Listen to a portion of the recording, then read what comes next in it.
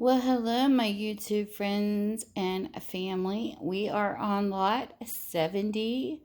We are still working on 10 romance books where you get them for $2. So, the first book, and to contact me, Tammy's Makeup Treats, gmail.com, or I'm in this bookstore and more on Facebook, and you just say lot 70, and there you go. So the first book of the day is The King's General by Daphne Demure. This is a 1972 copyright. This is what the book looks like. She's actually a good author. I like her books. I've read a couple. This one says, everything seemed perfect to Honor Harris. When at 18, she fell in love with the proud and ambitious Sir Richard Grenville, and they were engaged. Though he was 10 years older than she, already on his way to fame and power as a military hero in an age of bloody revolution, nothing stood in their way. Then tragedy struck. A horrible accident prevented their marriage. What followed was an intense, bitter yearning which shadowed Honor's life, a life Sir Richard Grenville would re-enter years later, this time burdened with the shattering fate of his own. So this is book number 1.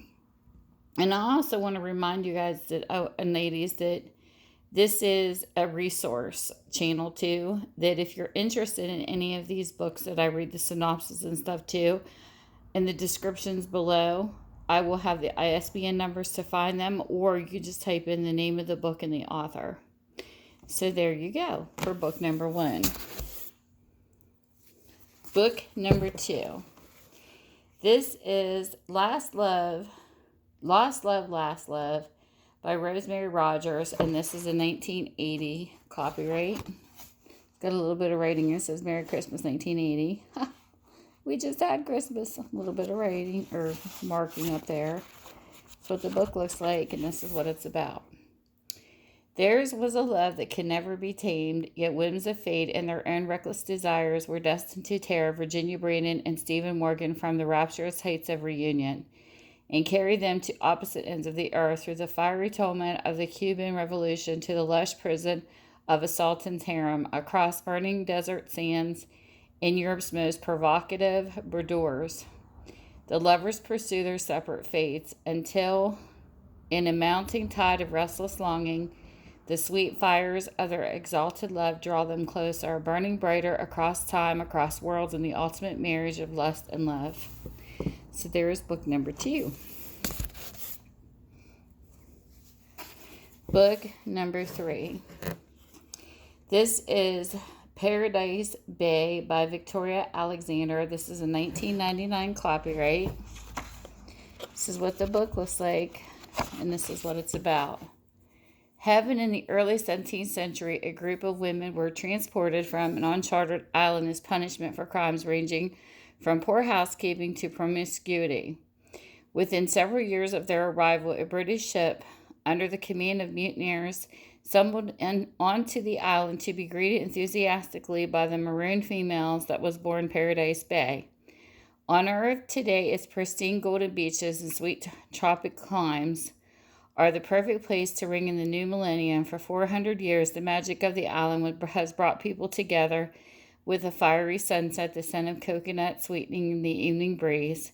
Who can resist the passion? Not Trish and Jack, and certainly not you. Come to where the day begins. Give yourself to Paradise Bay.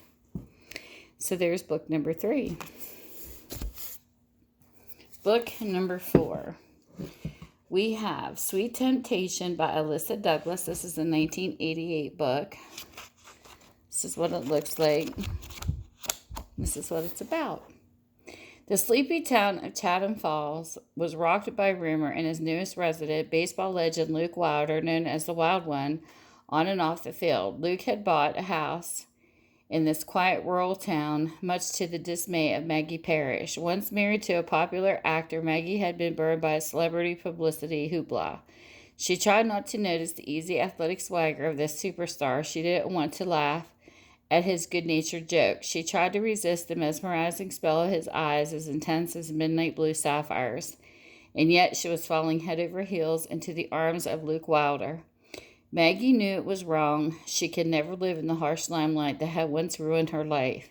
But how could she resist the sweet temptation after her first taste of a wilder passion? So there's book number 4. Book number 5. This one is called The Brooding House by Alice Brenham, and this is a 1965 copyright. It's a little bit of writing, some really nice age pages. And this is what the book is about. Threads of Fate. The old man clung fiercely to life as the shadow of death loomed closer daily. The young woman groped desperately for an elusive love which mocked and danced away from her. Strange allies against unknown, almost intangible forces of dreadful menace.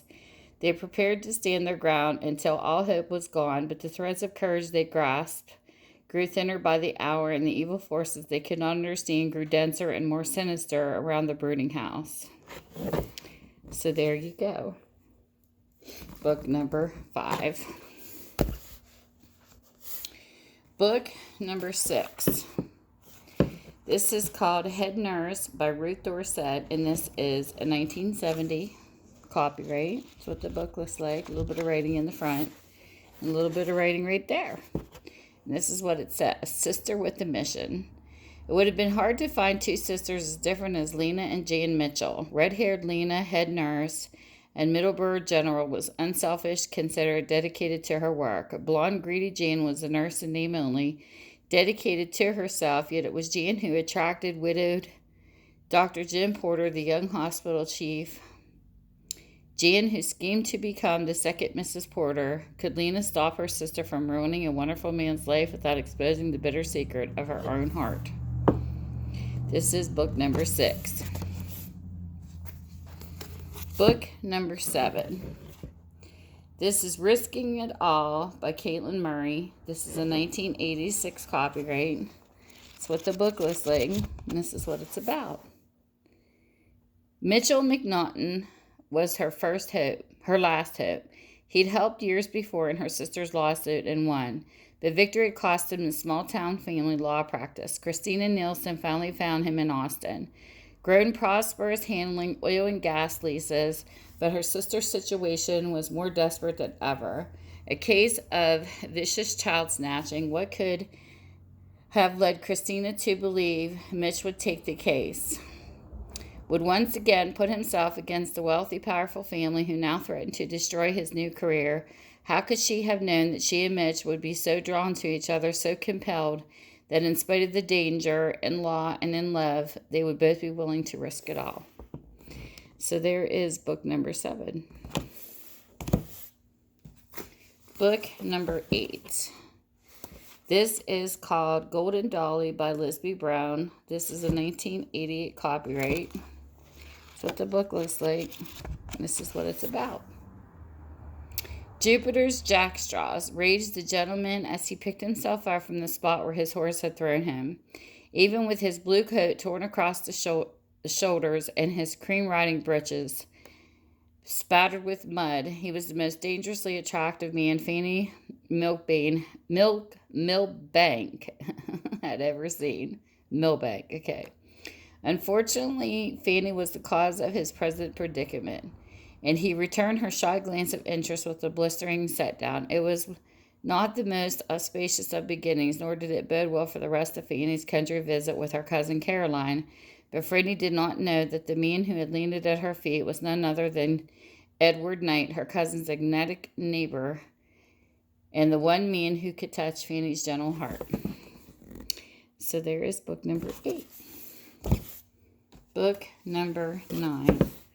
This is called Tempest and Tenderness by Anne Meredith Wills. This is a 1983 copyright. This is what the book looks like, and this is what it's about. Whichever she chose, she stood to lose. Nothing in Alicia's life prepared her for Michael McName's strong, dark, and passionate. He utterly captivated her. Their aching longing drove them together in the lush Virgin Islands, but his painful past and the present distractions of the dazzling Elaine stood like forbidding shadows between them. Alicia knew that she would never gain a complete commitment from him, so when he proposed marriage, she suspected business motives. Could she pay the price of marriage of convenience for the eternity of his arms? So there is book number 9. Book number 10. This is called Morel by Grace Livingston Hill. This is a 1962 copyright. It's old. Nice aged pages, and this is what it's about. Anne Morel is the story of an innocent girl forced to choose between the prospects of a loveless marriage and a lonely spinster life. A girl who, in stolen hours of wondrous happiness, discovered the wisdom and the courage she so desperately needed. Grace Livingston Hill, author of more than 50 books that are read and cherished by millions. Grace Livingston Hill is noted for bringing thrilling drama, unforgettable stories, and a sense of soaring spirit to her exciting novels of romance. So this here is book number 10.